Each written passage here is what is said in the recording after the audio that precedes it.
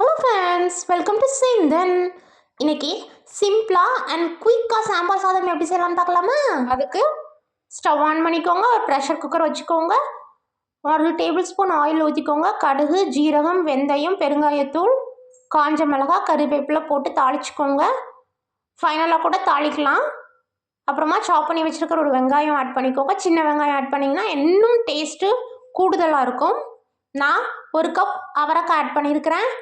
Next முருங்கைக்காய் 1 add பண்ணியிருக்கிறேன், potato add பண்ணியிருக்கிறேன், மாங்காய் ஆட் பண்ணியிருக்கிறேன், புடலங்காய் ஆட் பண்ணியிருக்கிறேன், கத்திரிக்காய் ஆட் பண்ணியிருக்கிறேன், அப்புறமா ஒரு தக்காளி ஆட் பண்ணியிருக்கிறேன்.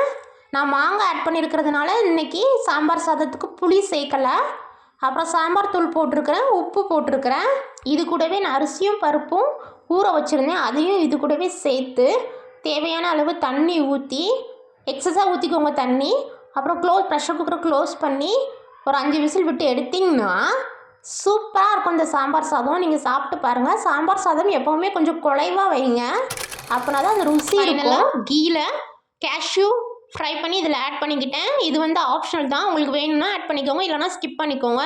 சேர்ந்து நான் சப்ஸ்கிரைப் பண்ணிங்க ஃப்ரெண்ட்ஸ், லைக் பட்டனை ப்ரெஸ் பண்ணிங்க friends. Okay, tata, bye bye.